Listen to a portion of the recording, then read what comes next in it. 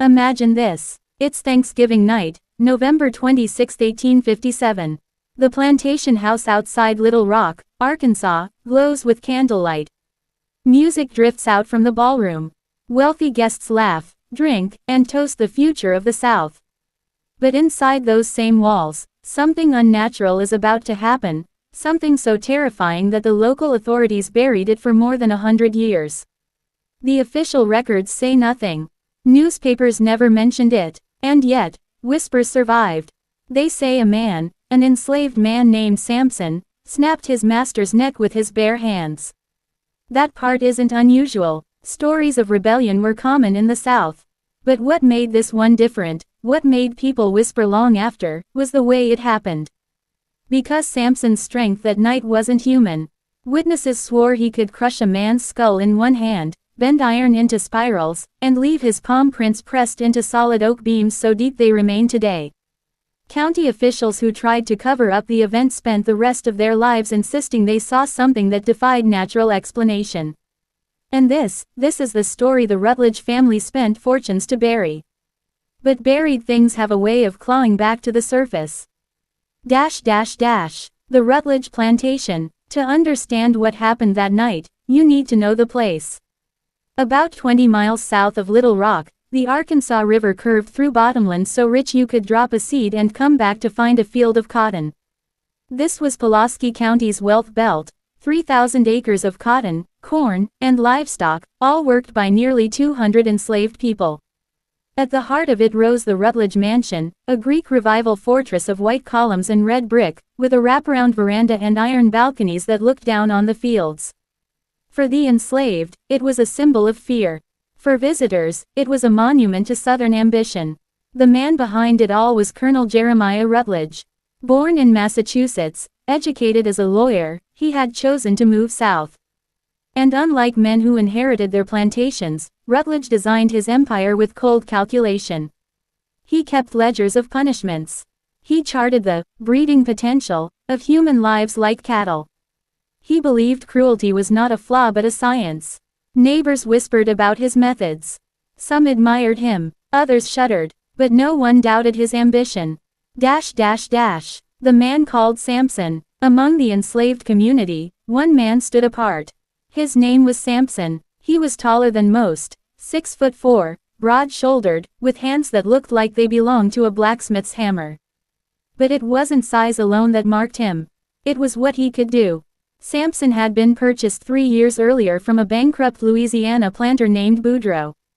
The bill of sale carried an unusual note: strong constitution, unusual physical capabilities, possible medical anomaly. Buyer assumes all risks. Why a man would sell such a laborer puzzled many, but Rutledge saw opportunity. From the beginning, Sampson worked harder and longer than anyone. 16-hour days in the cotton fields barely slowed him down. He could haul bales that took 2 men to move. His hands bore thick calluses that hardened into something almost horn-like. Jupiter, the enslaved blacksmith, swore he'd seen Sampson bend a horseshoe into the shape of a spiral without tools. But there was something else, too. Something in his eyes. Sampson was intelligent, watchful. At night, others sometimes caught him scratching symbols in the dirt outside his cabin. Not letters, not English, but strange markings that looked like formulas or codes. Some said he could read. Some whispered he knew more than he should. Rutledge's obsession. Colonel Rutledge noticed these things. Not out of kindness, but curiosity. He considered Sampson not just property, but a specimen. A subject for study. In the old carriage house, away from the eyes of guests and overseers, Rutledge began his assessments. He timed Sampson as he lifted anvils, tree trunks, even sections of broken farm machinery. He wrote notes in leather-bound journals, measurements, calculations, theories. As the months went on, these assessments turned into demonstrations. Rutledge invited wealthy friends, planters from Memphis and New Orleans, to watch his marvel. Sampson was ordered to bend iron bars, to smash planks of oak with his bare hands, to lift weights no man should lift. Guests applauded. Rutledge basked in their awe. But to the enslaved community, something darker was happening. Sampson's strength was no longer a secret. And Rutledge's fascination seemed to grow crueler by the day. By the autumn of 1857, his journals had shifted tone. No longer just observations, but questions. What are the limits? What is endurance? At what point does strength collapse into death? He called them terminal experiments.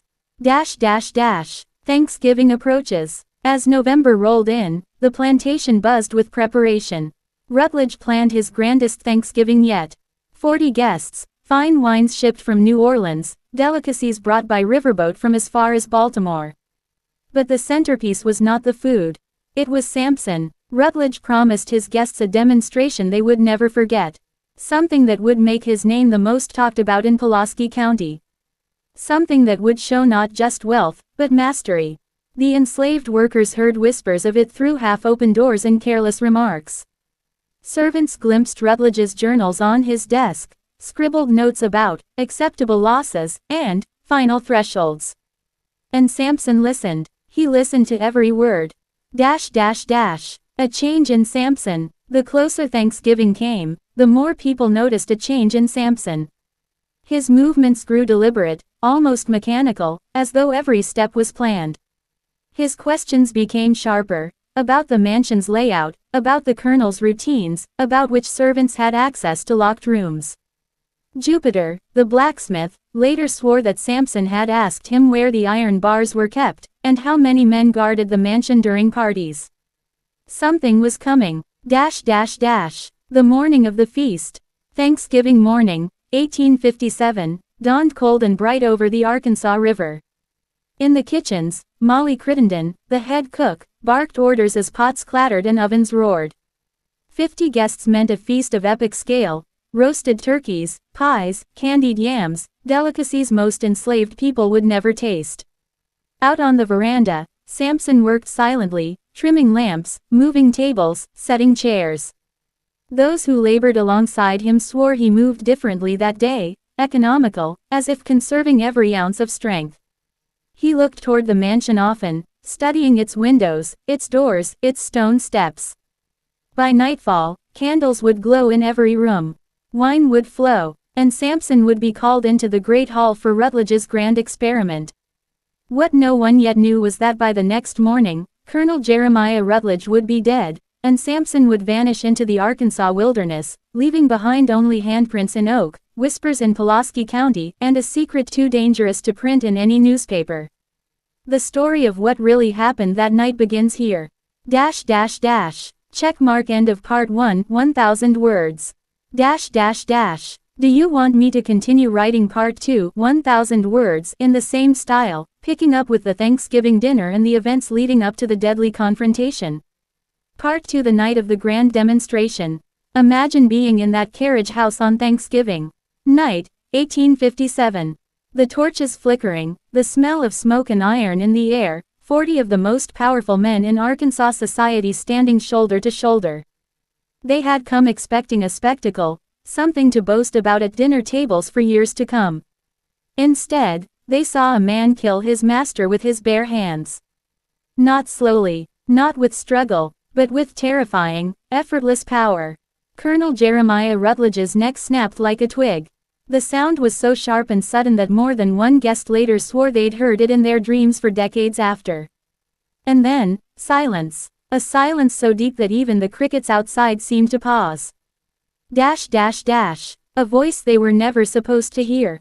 What came next unsettled the guests even more than the killing. Sampson spoke, not in broken English, not in the voice of a beaten man. His words were clear, his tone educated, his accent faintly foreign. "Gentlemen," he said, standing tall over Rutledge's lifeless body, "I suggest you leave now." Think about that. In 1857, an enslaved man speaking like that, calm, commanding, intelligent, was more shocking to these men than the act of murder itself. It broke every rule they believed in. And so, they fled. Judges, doctors, plantation owners, men used to power and respect, shoved past each other like terrified children, scrambling to escape the carriage house. Their polished boots slipped in the dirt. Their fine coats tore on nails and beams. Some even left their hats, their journals, their canes behind. By the time the last carriage clattered down the oak-lined drive, Sampson stood alone. The vanishing of Colonel Rutledge. What happened after the guests fled remains one of the strangest mysteries in Arkansas history. By dawn, when the enslaved community cautiously stepped from their cabins, Rutledge's body was gone. The torches in the carriage house had burned out. Blood was minimal, almost none. Only a few scuff marks in the dirt suggested a struggle had taken place at all. The overseers, who had hidden in their quarters rather than interfere, offered no explanation. And Sampson, he was nowhere to be found. Some swore they heard heavy footsteps in the fields during the night, as though a giant moved through the cotton rows. Others claimed they saw him vanish into the woods beyond the Arkansas River, carrying something heavy across his shoulders. But when the sun rose, there was no trace. It was as if both master and slave had been swallowed by the earth. Whispers among the guests. The men who fled that night never told the same story twice. Judge Dillingham, who would later serve on the Arkansas Supreme Court, told his family he had witnessed something unnatural, beyond the laws of God and man. Dr. Nathaniel Pemberton, the physician from Memphis, described Sampson as a specimen not of man, but of some superior breed whose capacities we are not fit to measure. He never published those words in his medical journals, but the private diary where he wrote them was discovered by his descendants nearly a century later. Professor Emanuel Voss, the German scholar, left Arkansas within days. He returned to St. Louis and reportedly destroyed most of the notes he had taken that night. But one fragment survived, scribbled in his notebook, eyes not of a slave, but of a mathematician. Knows something, formula, code, not ordinary. Each man agreed on one thing. They had seen power no human should possess. The cover-up. Within a week, the official version of events was written. Colonel Jeremiah Rutledge had fallen ill during his Thanksgiving celebration and died suddenly of natural causes. His body, the newspapers reported, was interred on the plantation grounds in a private family ceremony. No mention of Sampson. No mention of the demonstration. No mention of the 40 witnesses who ran like frightened children into the night. But sealing the truth was not so simple. Too many people had seen. Too many whispers spread through Little Rock taverns, through Memphis riverfronts, through Helena plantations. Soon, the story of the slave with inhuman strength began to sound more like legend than fact. Some said Sampson had struck a bargain with dark forces. Others claimed he was not born of woman at all, but a creation, an experiment carried out in secret, explaining why he could read, why he drew strange symbols in the dirt. And as with all buried truths, the lack of answers made the rumors grow. The handprints. One detail kept surfacing, one piece of evidence impossible to explain away. The oak beams inside the carriage house. Multiple witnesses swore that after the killing, they saw Sampson press his palms into the thick oak pillars. When others examined them days later, they found impressions, handprints, so deep they seemed impossible. The wood hadn't cracked, it hadn't splintered, it had yielded, as if touched not by flesh, but by something heavier, stronger. When the carriage house was torn down decades later, those beams were moved into storage. At least 2 county officials claimed they saw them again in the 1920s, still bearing the impossible impressions. But after that, the trail disappears. What became of Sampson? The greatest question, of course, is what happened to Sampson after that night. Some claimed he escaped into the wilderness, vanishing into the swamps of the Arkansas River basin where no posse could follow. Others believed he was captured and executed in secret, his death hidden to prevent further scandal. But there are darker theories. A former sheriff of Pulaski County, speaking in 1903, insisted his grandfather had been one of the men who found Sampson years later, not in the wilderness but beneath the Rutledge mansion itself. According to this tale, there were hidden chambers under the house. And in those chambers, strange things were kept. Journals, tools, bones, and one body. The sheriff claimed Sampson's corpse was found sealed inside those walls. But when pressed for proof, he refused to say more. The haunting legacy. What we know for certain is this. Colonel Jeremiah Rutledge disappeared from history in a single night, his empire collapsing in silence. His plantation, once the pride of Pulaski County, fell into ruin within a generation. And Sampson, whether he died, escaped, or became something more, remains a figure of whispers, of fear, and of fascination.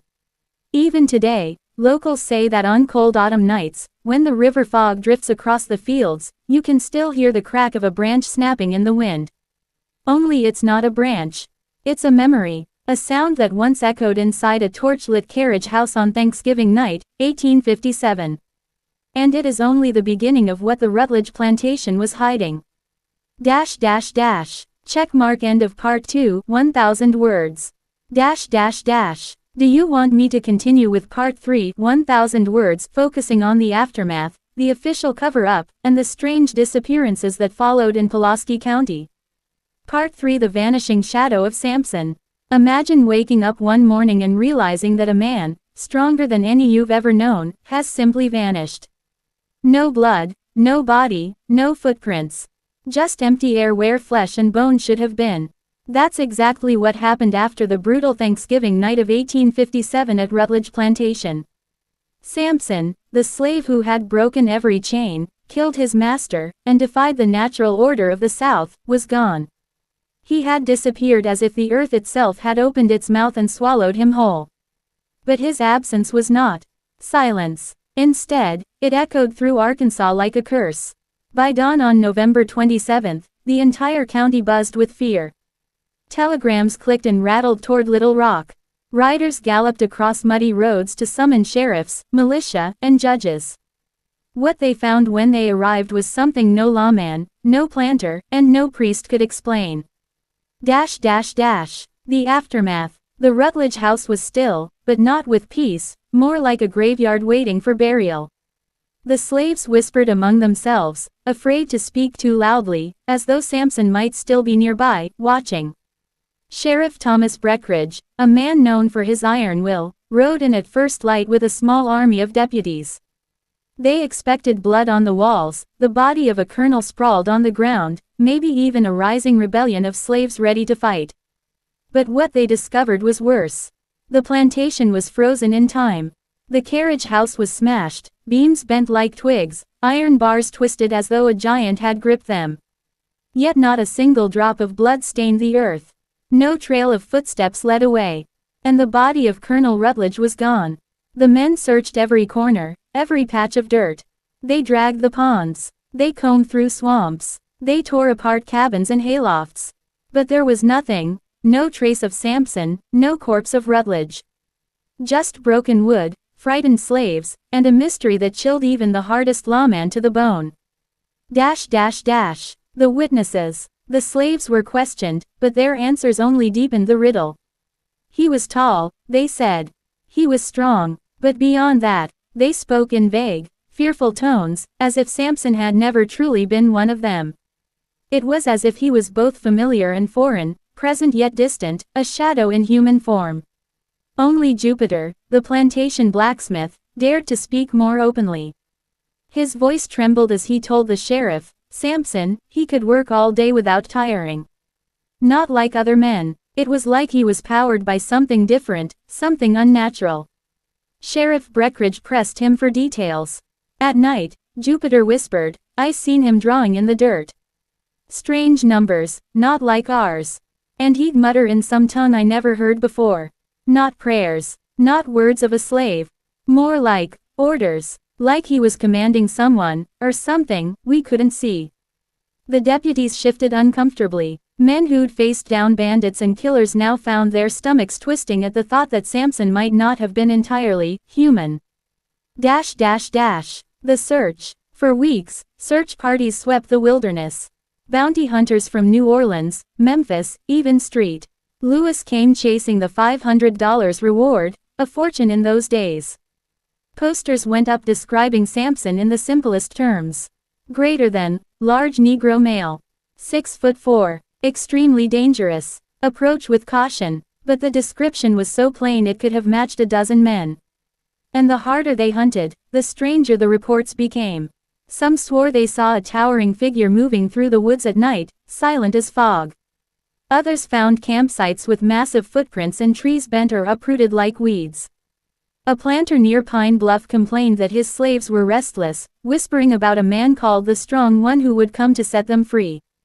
By Christmas, the so-called Arkansas Superman had become more than a fugitive. He had become a legend. The cover-up. Governor Elias Conway soon realized the danger wasn't just Sampson, it was the story itself. Northern newspapers were already running sensational headlines. Superhuman slave vanishes in Arkansas. The Black Hercules of Pulaski County. The South could not afford such tales spreading. It wasn't just embarrassing, it was dangerous.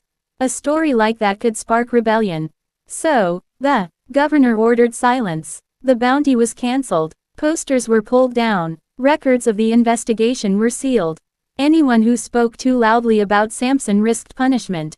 But rumors are like smoke. They slip through cracks no matter how tightly you close the door. The Colonel's papers. Then came the most chilling discovery of all.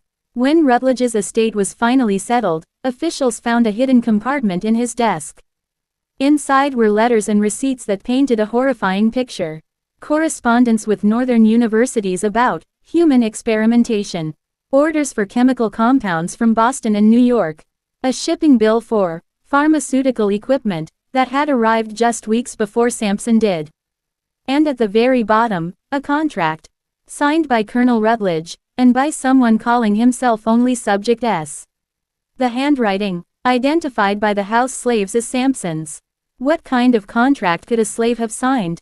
What kind of agreement bound Rutledge and Sampson together? And who was this mysterious group in Boston, Meridian Research Associates, that had been sending him equipment? The implications were terrifying. Had Sampson been more than a man? Was he a product of some unnatural experiment, a living weapon designed in secret? The documents were quickly seized, locked away under federal custody. The slaves who had identified Sampson's handwriting were sold off to distant states, scattered so they could never tell the tale again. But whispers remained. The legend grows. In slave quarters across the South, a story took root, the story of a man who had broken his chains, killed his master, and vanished into the night. A man too strong to be caught, too powerful to be bound. Some said Sampson had been blessed by God, others claimed he was cursed by the devil. Some believed he would return, not just for Rutledge's plantation, but for all of them, for every master, every overseer, every man who held the whip. And in the locked offices of Washington, in files marked classified, men in suits whispered about what the colonel had done, and what might still be out there in the wilderness of Arkansas. Unfinished business. By spring of 1858, most folks in Arkansas wanted to forget the whole thing. But forgetting was impossible. The fear lingered. And then, word arrived that the Pinkerton Detective Agency, famous for solving the unsolvable, had sent agents to Little Rock. They weren't looking at where Sampson went. They wanted to know where he came from. The real mystery was only beginning. Check mark that completes part 3, approximately equals 1,000 words, engaging hook, horror plus history style, simple for YouTube narration. Part 4, The Pinkertons' Secret Trail. Have you ever heard of a case so strange, so terrifying, that even the bravest investigators refused to write their names in the final report?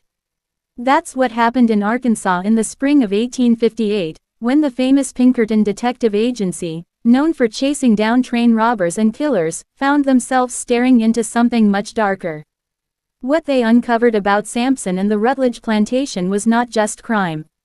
It was something unnatural, something the world still struggles to explain. When Alan Pinkerton arrived in Little Rock, the town whispered his name like it was a legend.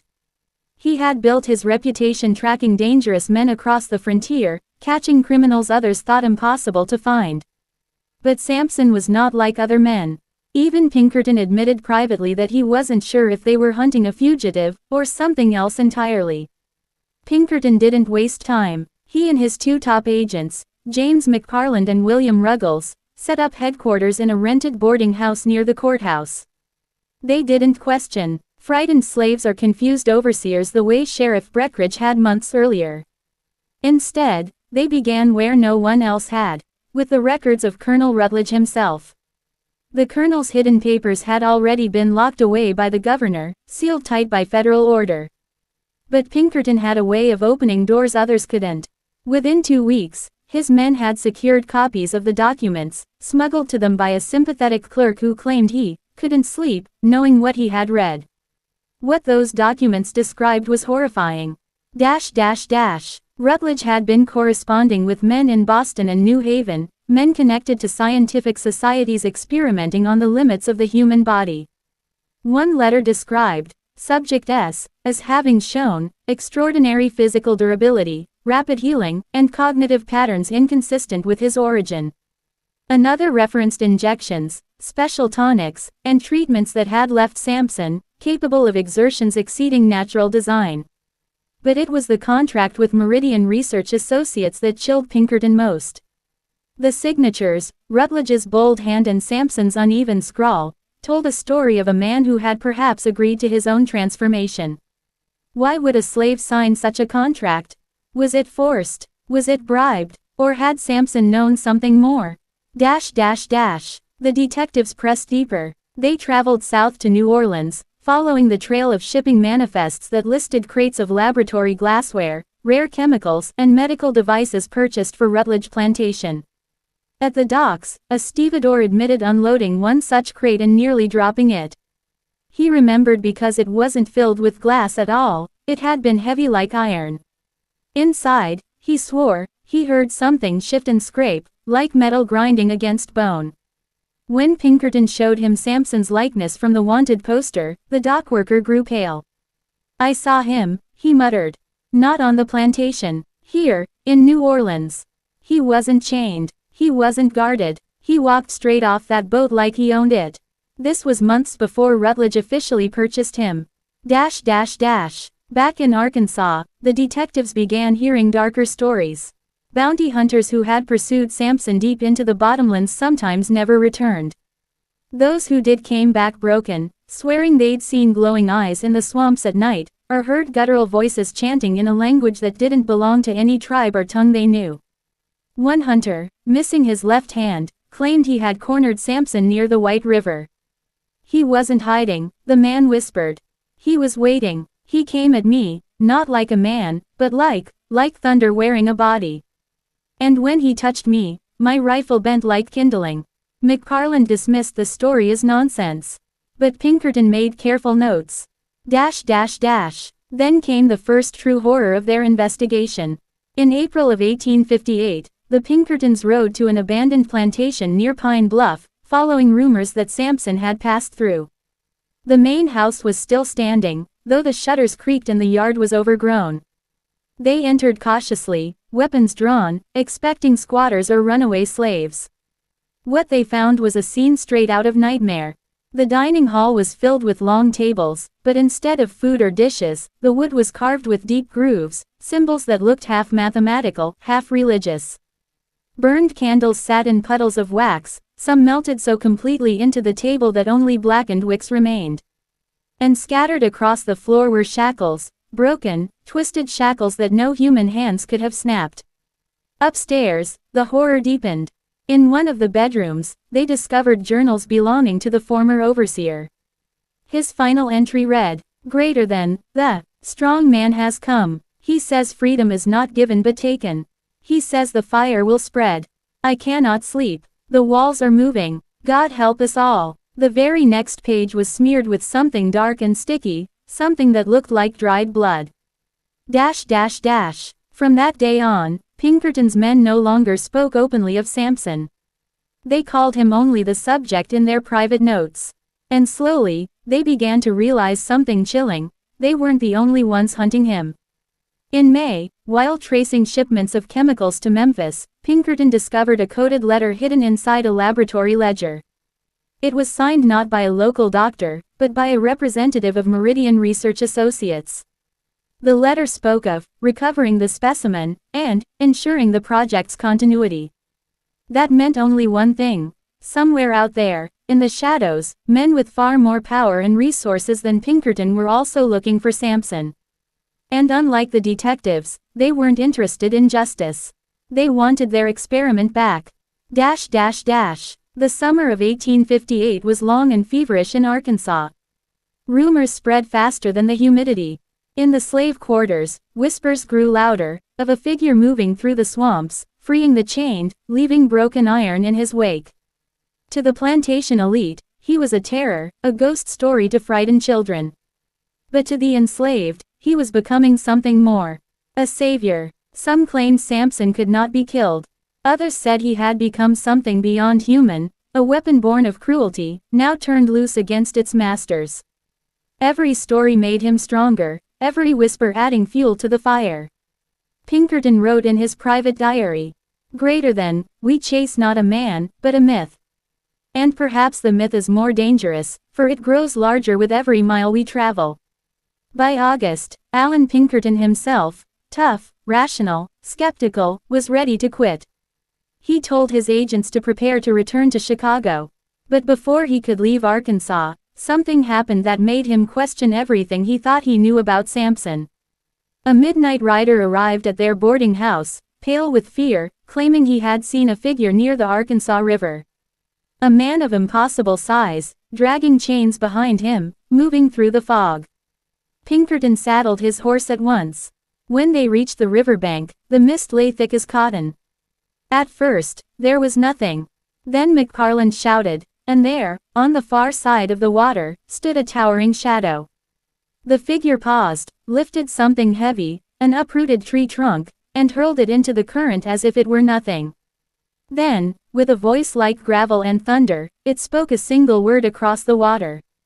"Wait," and just as suddenly, it was gone. That night, Pinkerton admitted something he would never put in his official reports. They weren't chasing Sampson. Sampson was waiting for them. And whatever he was waiting for, was coming soon. Check mark. End of part 4. Would you like me to make part 5 escalate even more? Maybe showing what happens when Sampson begins actively influencing uprisings, while the Pinkertons and Meridian research both close in. Part 5. The Fire in the Swamp.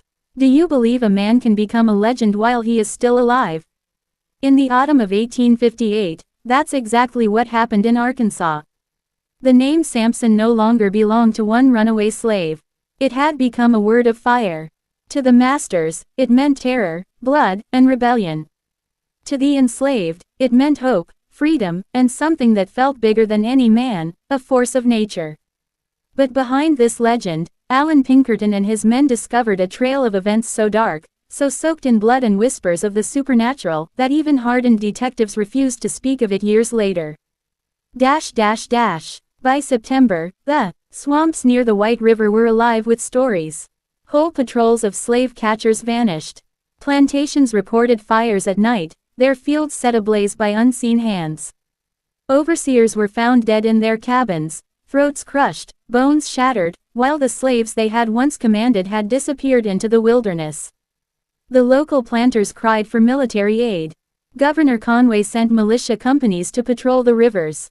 But nothing worked. The swamp seemed to swallow soldiers whole, their camps abandoned, muskets left behind in the mud. Some men came back broken, muttering about chains dragging in the dark, about a voice that told them to run before it was too late. Pinkerton's agency, still in Arkansas, kept following the trail. But now, they weren't just investigators. They were caught between two sides. Terrified planters who wanted Sampson destroyed, and Meridian research men who wanted him captured alive. Both sides were offering gold for answers. Pinkerton chose neither. His diary made it clear. Greater than, we are not chasing justice, nor science, but something unnatural. I fear we are not hunters but bait. One October night, that fear became real. The detectives received word that a group of runaways had been seen near the dismal swamp. Pinkerton, McParland, and Ruggles rode out with lanterns, pushing through the mud and reeds. The moon was a pale sliver, barely enough to see. The air smelled of rot and stagnant water. They found the camp at dawn. 10 runaways huddled around a fire, eyes wide with exhaustion. But when the Pinkertons approached, the slaves did not run. Instead, one of them stepped forward, a woman with scars across her back, her voice steady. "You're not here to chain us," she said. He told us you would come. Pinkerton froze. Who told you? The woman's eyes burned with something between faith and fear. The strong man, Sampson. He said you would follow, and you must listen. The others nodded, their faces shining with the same belief. They spoke of Sampson not as a man, but as a guide, appearing at night to cut their chains, leading them through the wilderness, teaching them songs of power that kept the dogs from tracking them. But one story chilled Pinkerton most. A young boy, no more than 12, whispered how Sampson had knelt before him, pressed a hand to his chest, and said, "You will live, your blood is strong." The boy showed them a scar on his ribs where a bullet had grazed him days before. The wound was gone, healed as if months had passed. McFarland dismissed it as fantasy. But Pinkerton said nothing. He couldn't stop staring at the boy's clear skin. The detectives left the camp unharmed.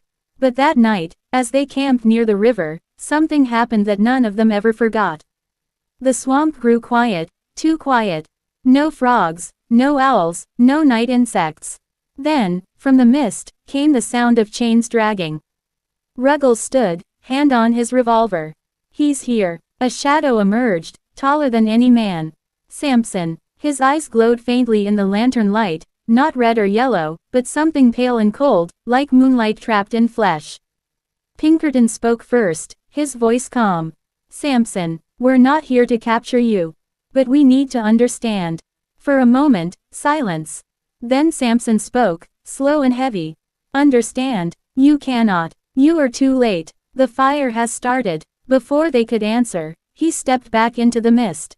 The sound of dragging chains followed him, then vanished. Moments later, the swamp lit up with orange light. In the distance, a plantation house burned, flames rising into the sky. The sound of screaming carried across the water. Sampson had not come to them. He had come to warn them. By winter, Arkansas was in chaos. Plantations emptied, crops destroyed, the local economy in collapse. Newspapers in St. Louis and Chicago whispered about the Arkansas horror, though they avoided naming Sampson directly. Southern editors, furious, called it slave unrest, stirred by abolitionist lies. But in the quarters, the story grew louder. Sampson could not be stopped. Some said he was fireproof. Others said bullets melted in his flesh. A few whispered he had already died once, and now nothing in God's world could kill him again. But the Pinkertons knew the truth was stranger. They had collected fragments of Rutledge's papers, half-burned pages from Meridian letters, and testimony from survivors. All of it pointed to one reality. Sampson had been altered by men, but now he was becoming something more, something no science could control. And Meridian research was not done. In December, Pinkerton intercepted a secret meeting between planters and Northern men in Memphis. Meridian representatives promised they had a solution. They spoke of bringing special equipment and containment measures. When asked what those measures were, one man replied only, "Iron stronger than blood." Pinkerton realized with dread. They weren't planning to kill Sampson. They were planning to recapture him. The final straw came at Christmas. A militia patrol stumbled into the swamp near Monticello. Only 2 men came back. They reported seeing dozens of runaways gathered in a clearing, listening to a massive figure speak in a voice that carried like thunder. He wasn't just freeing them, one soldier whispered, trembling. He was teaching them to fight. The man swore he saw Sampson lift a musket, snap it in half, and throw the pieces into the fire.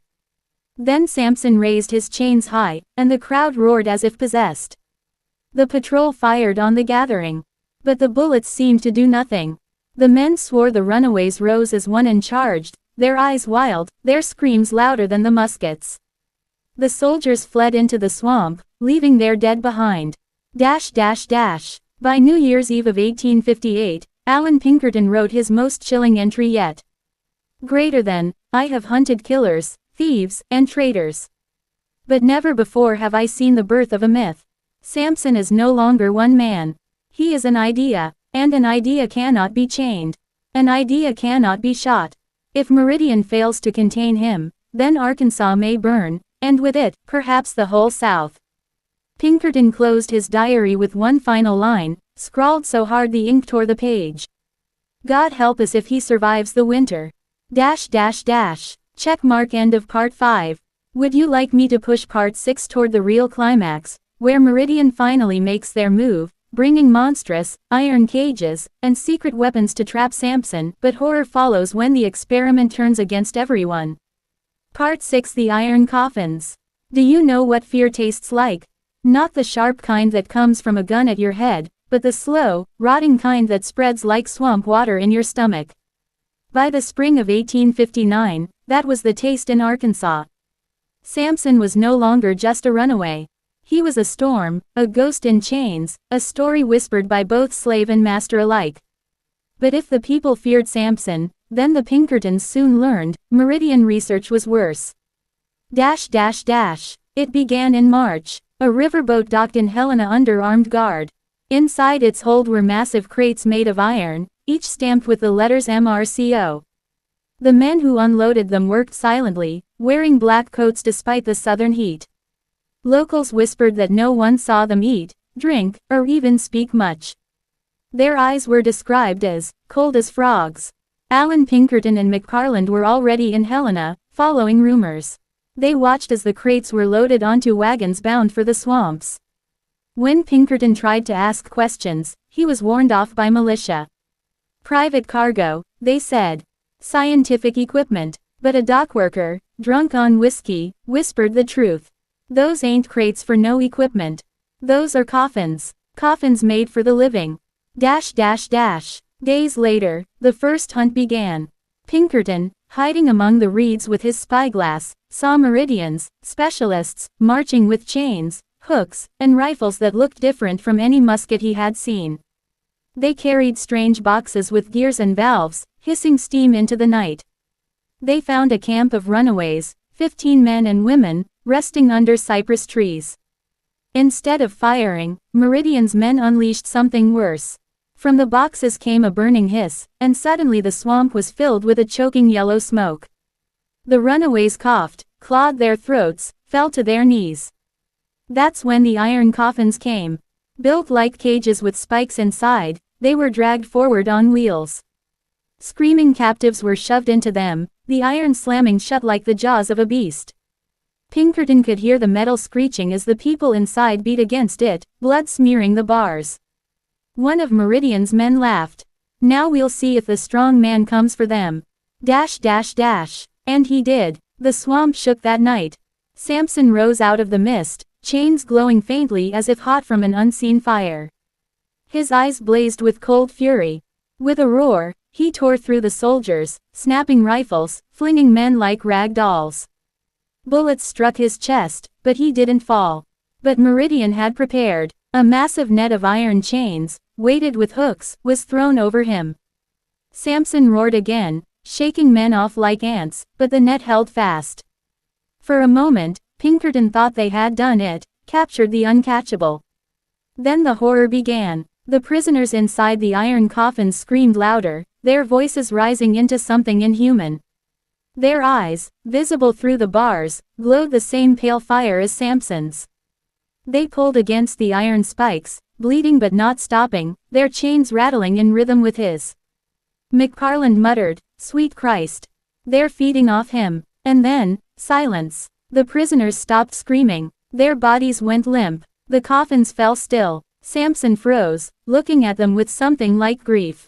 Then, with a roar that shook the swamp, he ripped the chains apart. Men flew, iron shattered, the very ground trembling beneath him. The survivors fled into the mist, leaving the coffins behind. When Pinkerton and McParland crept closer, they saw the truth. The coffins were empty. Not a body, not a drop of blood. Only scorched iron, glowing faintly with heat. Pinkerton's diary that night recorded the words. Greater than, Meridian has tried to bind him with chains of iron. They do not realize, he turns chains into fire. By April, the South was in chaos.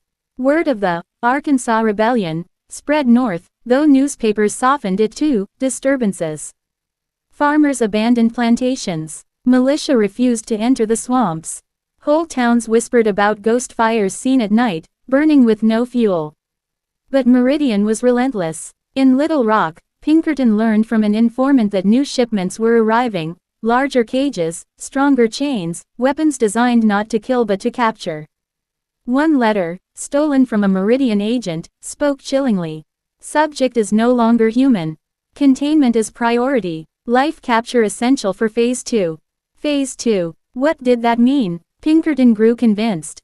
Sampson was never meant to be free. He was meant to be a weapon. And Meridian would burn Arkansas to the ground to reclaim him.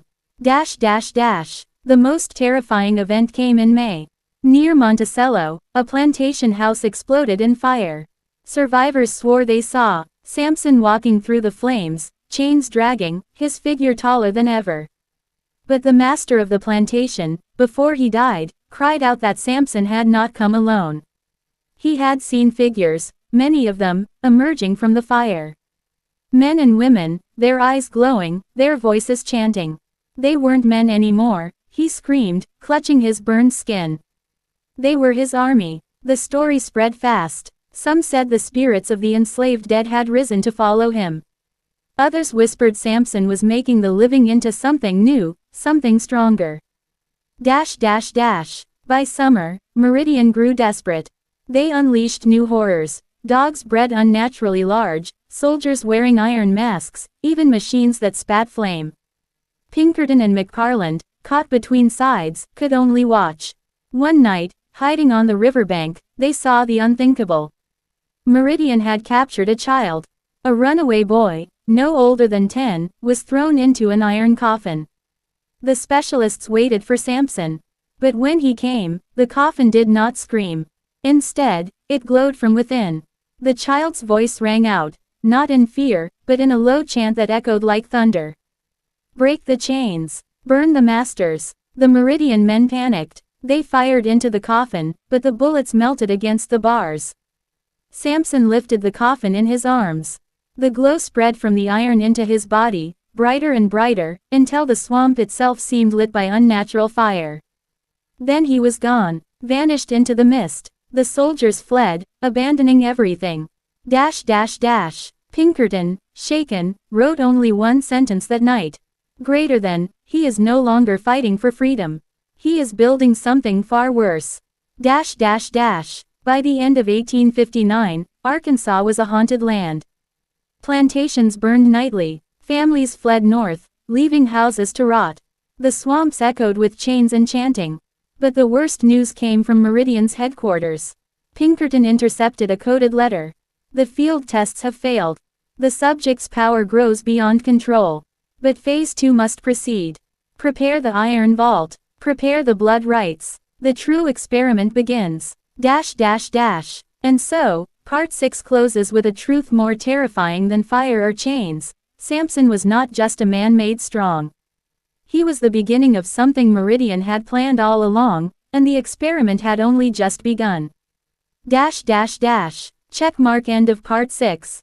Would you like me to make Part 7 focus on Meridian's full-scale operation, their secret, iron vault, hidden in the south, where they try to trap Sampson using blood rituals and science, leading to a massacre? That would build the horror and history even deeper toward the climax in Part 10. Part 7. The Iron Vault. Some stories die with time.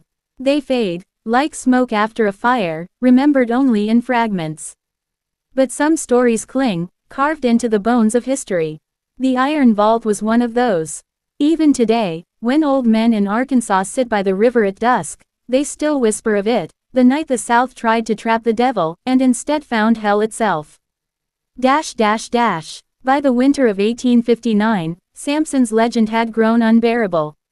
Plantations smoldered. Entire work gangs vanished into the swamps, never to be seen again. Families fled north in wagons, muttering that Arkansas was cursed. Meridian Research knew it was losing control. The Pinkertons intercepted their letters, and in one phrase kept repeating. Phase 2. The Iron Vault. Alan Pinkerton, his mustache streaked gray, confessed to McFarland one evening, "I've hunted killers, thieves, rebels, but this feels like I'm chasing the devil, only to find men shaking hands with him."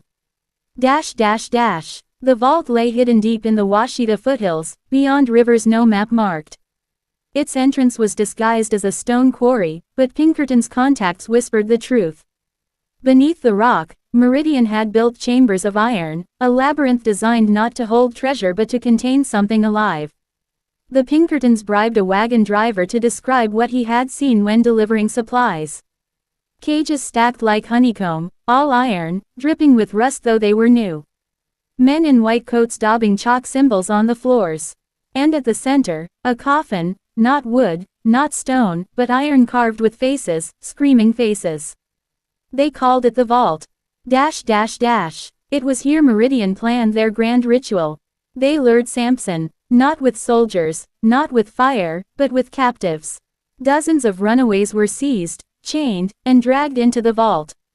Word of their suffering spread like wildfire, and Pinkerton knew Sampson would come. He always came. The Pinkertons followed at a distance, cloaked in the forest. They were not the only watchers. Whole townsfolk crept after them, desperate to see if the legend was true. Some prayed Sampson would save the captives. Others prayed he would finally fall. When he came, it was like thunder breaking the sky. Sampson strode out of the trees, taller than ever, his chains glowing faintly like hot coals. The air thickened with his presence, birds scattering in terror. He walked straight into the quarry, no hesitation, no fear. And the trap was sprung. Iron gates slammed down behind him. Cannons roared, not firing shot, but nets of molten wire. Strange engines hissed steam, pumping choking gas into the chamber. From the walls, iron spikes slid outward, glowing with heat. The captives screamed, but Meridian's men were not aiming to kill him. They were hurting him, driving him toward the vault itself. The coffin at the chamber's heart stirred. Its faces seemed to writhe as if alive. The white-coated men began chanting in some half-Latin, half-scientific jargon, their words mixing prayer with formula. Bind the flesh, bind the fire. Chain the spirit, feed the vault.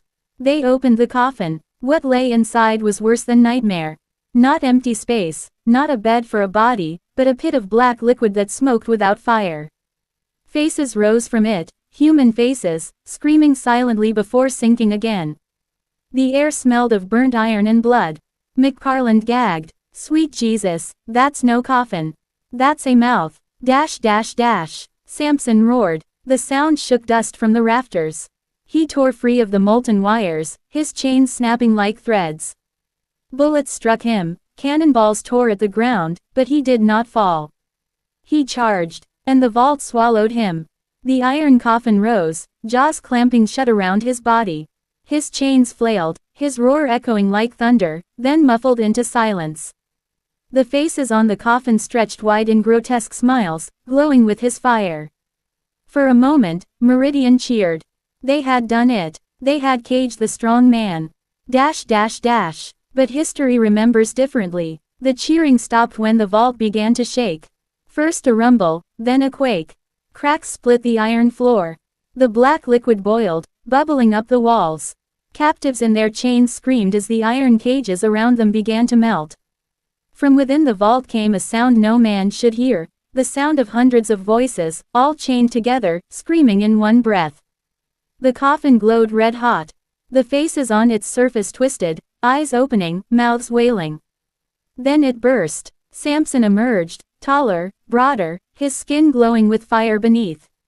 The chains no longer bound him, they were part of him, wrapping his arms like serpents of iron. His eyes blazed with white fire. And he was not alone. From the molten cages, from the boiling black pit, figures rose. Men, women, even children, all in chains, their eyes glowing. Some were flesh, some little more than shadow, but all moved as one. They followed Sampson, silent at first, then chanting. Break the chains. Burn the masters. The slaughter that followed could not be written in newspapers. It was whispered, pieced together by survivors who staggered out of the hills days later. Meridian's soldiers fought bravely, but their bullets melted in the air. Their fire engines exploded, showering them in flame. The scientists who had built the vault were dragged screaming into the black pit, their bodies dissolving in smoke. Sampson's army tore through them, chains striking like whips, shadows strangling men until their bones snapped. The quarry became a graveyard, the stone walls painted with blood. And when it was over, nothing stood. The vault collapsed in on itself, leaving only scorched earth and twisted iron. Pinkerton and McParland barely escaped with their lives. They stumbled miles through the forest, half deaf from the roars, half mad from the sights. That night, McParland muttered over and over. It wasn't just him. He's building an army of the dead. Pinkerton wrote in his journal. Greater than, the iron vault was not his prison. It was his forge. By spring of 1860, Arkansas was no longer just fearful, it was abandoned. Towns emptied. Plantations rotted. Even militias refused to patrol the hills. They said the land itself groaned at night, chains rattling beneath the soil. Meridian was ruined, its men slaughtered, its research burned. Yet some whispered they were not destroyed, only scattered, watching, waiting. And in the swamps, travelers swore they saw fires moving like men, chanting in the dark. Always the same words, always the same promise. Break the chains. Burn the masters. The iron vault was meant to contain Sampson. Instead, it became the birthplace of something far worse. The South had not seen its darkest night yet. That was still to come. Checkmark. End of part 7. Would you like part 8 to dive into the spread of the horror, how Sampson's army begins moving beyond Arkansas, reaching plantations across the South, and how whispers of war begin mixing with whispers of the supernatural on the eve of the Civil War? That would escalate perfectly toward the final part 10. Part 8. The March of Chains. Some nightmares don't stay where they're born. They spread, like wildfire carried by the wind, until every home smells the smoke. By the spring of 1860, the story of Sampson was no longer just a tale whispered in Arkansas swamps, it was a contagion. Men spoke of him in Georgia taverns, in Mississippi cotton fields, even in the shadow of Virginia's grand plantations. Some called him a demon. Others called him a savior. But all agreed on one thing. Sampson was no longer one man. He was an army. It began with the disappearances. Slave patrols went missing in the night. Their hounds returned home alone, howling, their coats singed as if by unseen fire. Overseers vanished from their porches, leaving behind only blackened earth where they had stood. Then came the fires. Plantations that had stood for decades, built by sweat and blood, lit up like torches under a midnight sky. Whole towns saw the glow on the horizon and knew Sampson had passed through. Witnesses spoke of figures moving within the flames. Chains dragging, eyes glowing white, voices chanting. Break the chains. Burn the masters. In New Orleans, a dockworker swore he saw them marching along the levee at dawn, men and women with iron bound into their flesh, faces blank but eyes burning. They carried no weapons, yet soldiers who tried to block their path dropped their muskets, screaming that their guns had melted in their hands. In Natchez, Mississippi, an entire militia company deserted after seeing one figure rise from a burning plantation house, taller than the tallest man, fire coiling around his limbs, his voice rolling like thunder. Freedom by flame. The newspapers did not print these stories. Too dangerous. Too close to open rebellion.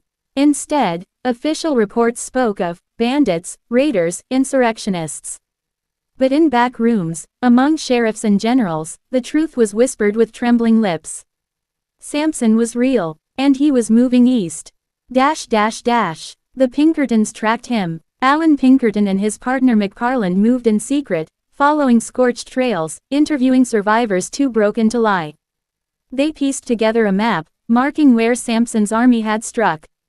The line of destruction stretched like a scar across the South, bending toward Virginia. McParland pressed his hand to the map one night and whispered, "He's heading straight for the heart. Straight for the plantations that built this country." Pinkerton didn't answer. He only wrote in his journal, "This is no longer a rebellion. It is a reckoning." But Sampson was not only striking fear, he was gathering strength. Every time his army tore down a plantation, chains were broken, and new followers rose. Some were flesh and blood, runaways, freedmen, the desperate and the furious. Others came from the fire itself. Witnesses swore they saw men who had died years before, marching beside Sampson, their eyes glowing like embers. Women who had been buried in unmarked graves now walked again, dragging iron shackles that left no tracks in the dirt. It was as if every injustice, every lash of the whip, every broken life had returned, clothed in fire and fury. Not everyone ran. Some fought. In Alabama, a wealthy planter named Colonel Beauregard raised a private army to stop Sampson. Armed with cannons and hounds, he ambushed the strong man's march near the Black Warrior River. The battle lasted less than an hour. Survivors claimed the river itself boiled, the hounds turned on their masters, and Beauregard's cannons twisted into knots of iron before firing a single shot. When the smoke cleared, nothing remained of the colonel but his polished boots, standing upright in the mud, still smoking. The South trembled. Whispers spread that Sampson could not be killed because he was no longer a man. That the iron vault had fused him with something eternal, part flesh, part flame, part fury of the enslaved dead. Some called him a demon sent to punish the South. Others swore he was an angel of liberation, sent by God himself to balance the scales. One runaway preacher named him the Iron Messiah. His sermons drew hundreds, who marched into the swamps at night, hoping to find Sampson and join his cause. Many never returned. Those who did came back changed, silent, with faint scorch marks on their skin, and eyes that seemed to glow faintly in the dark. Meridian research, thought destroyed, still lingered in shadows. Scattered agents met in secret, recording the destruction, whispering of Phase 3. They believed Sampson was no accident but part of something larger, a design not yet finished. One captured agent told the Pinkertons, before biting down on a poisoned tooth. The vault was not the end. It was only the door. The real work is coming.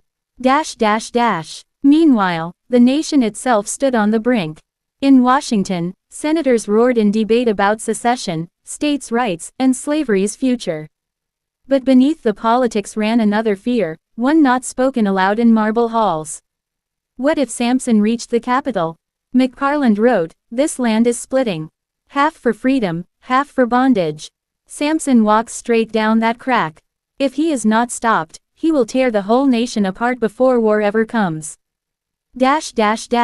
And yet, to some, that was the hope. For every master who trembled, every soldier who fled, there were those in chains who began to dream. They passed the stories in whispers, around campfires, in fields, in cabins late at night. Stories of a man who could not be broken, who had risen from iron and fire, who marched with an army of the dead. For them, Sampson was not horror. He was prophecy. The summer of 1860 was hotter than any in memory. Drought cracked the soil. Crops withered. The air felt heavy, charged with something unspoken. And through it all, fires burned in the distance. Always the fires. A letter smuggled north described it best. It is as though the very land is bleeding. Every night the sky glows red, every morning the air smells of smoke and iron. Men say the chains are singing, rattling from Virginia to Texas, calling their master home. By autumn, Pinkerton and McFarland reached Richmond. They waited in shadows, certain Sampson would soon arrive. The locals whispered it too, the strong man is coming. And on the first night of October, a rider staggered into the city, his clothes burned, his face blistered. He fell from his horse and croaked only 3 words before dying in the street. They are here. The march of chains had reached Virginia. And with it, the line between history and nightmare blurred forever. Checkmark. End of Part 8.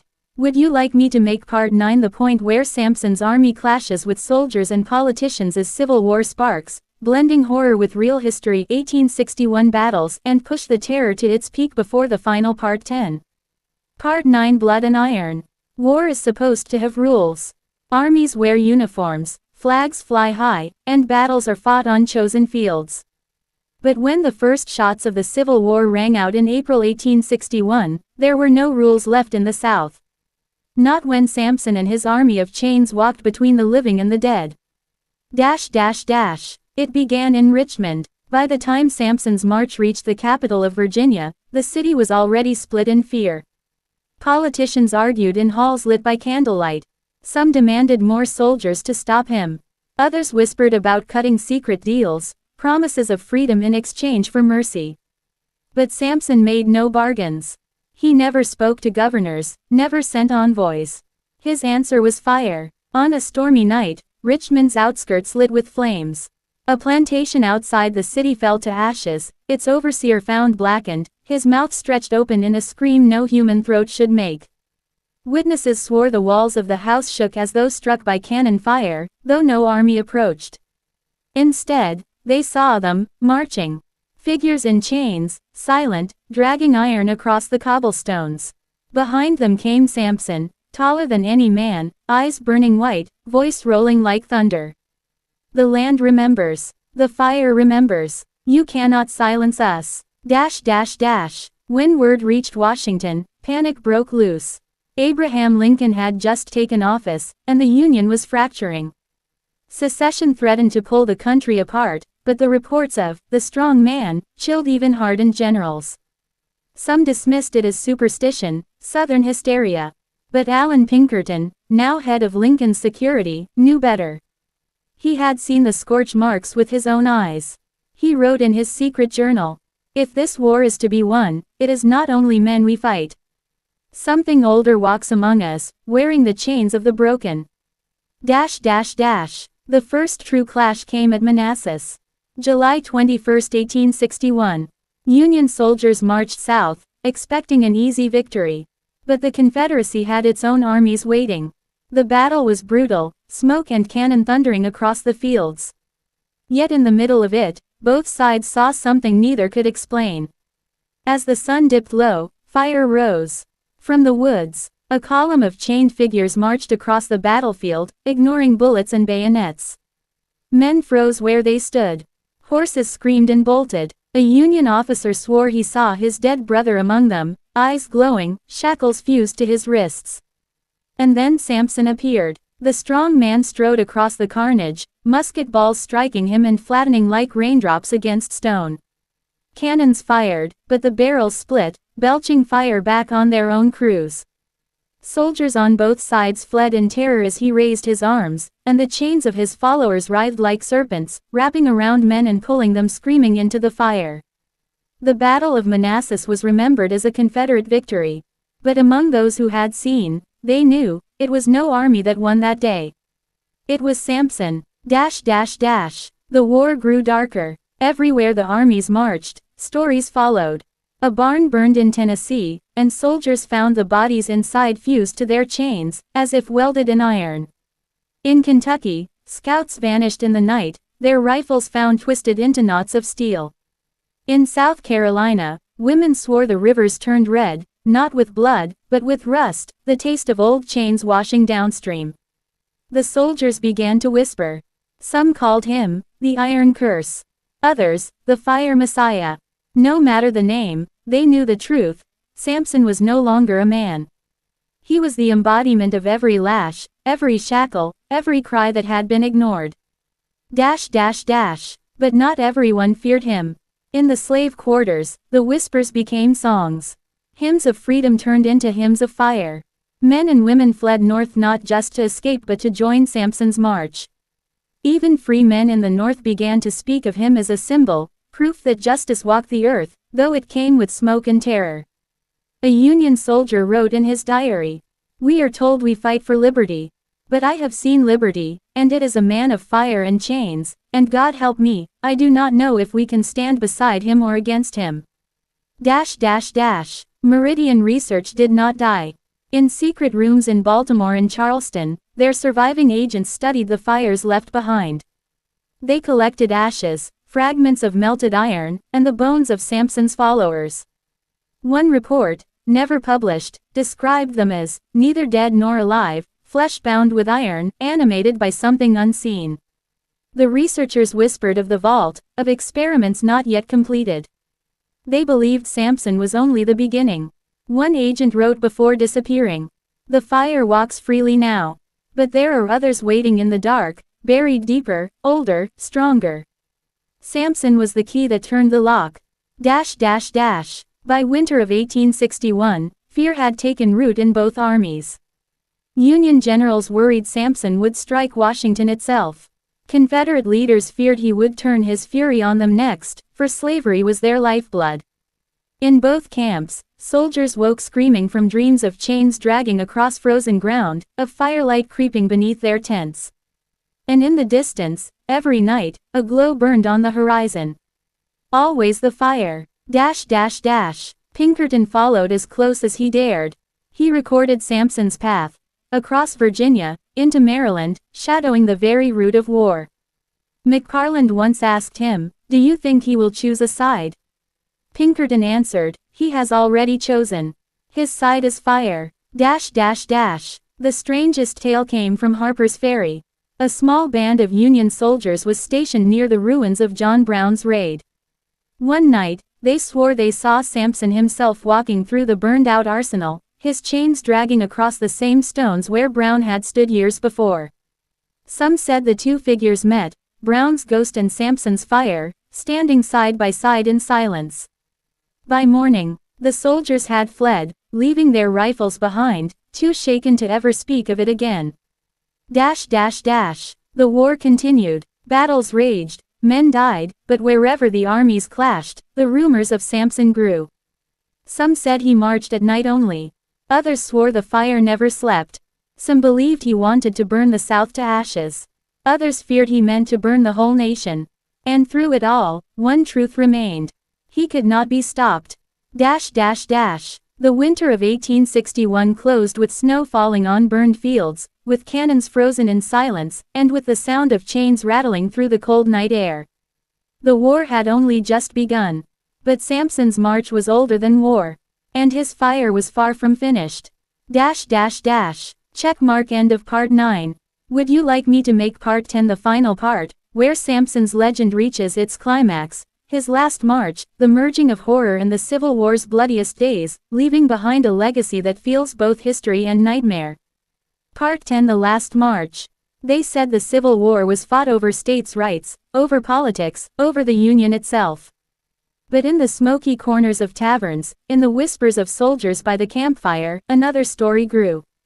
They said the war was not just North versus South. It was men versus fire. And at the heart of that fire was Sampson. By 1863, the war had become a graveyard. Gettysburg's fields were soaked in blood, Antietam's rivers ran red, and thousands lay unburied in shallow pits. But in the shadows of every battlefield, men swore they heard chains rattling. Sometimes, after the cannons fell silent, the bodies did not stay still. A Union soldier wrote in a letter never delivered, "The dead rise here. They do not speak, only march. They follow him, that giant of iron, as though death itself obeys."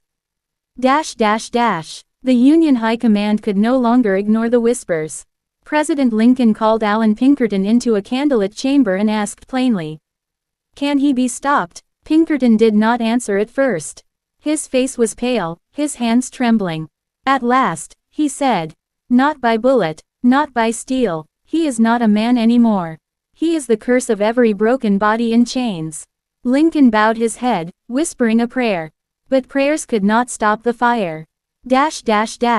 In the South, the terror was worse. Plantation houses emptied overnight. Overseers vanished, their bodies found days later hanging upside down, branded with the marks of whips they once carried. Families who had enslaved men for generations woke to find their homes burned, their names etched into the scorched walls. Even Confederate generals began to speak of Sampson as if he were a force of nature, not a man. They drew their battle plans around him, praying he would not appear on their flank. But Sampson could not be avoided. He marched where the chains called him. The climax came at Vicksburg. The Mississippi River was the lifeline of the war. The Union sought to choke the Confederacy by seizing it, and the siege of Vicksburg was long and merciless. Yet as cannons roared and starving families prayed in caves beneath the city, another battle unfolded in the night. Witnesses swore they saw Sampson rising from the river itself, water boiling around him, chains dragging behind like anchors. His army of fire followed, their bodies glowing through the mist.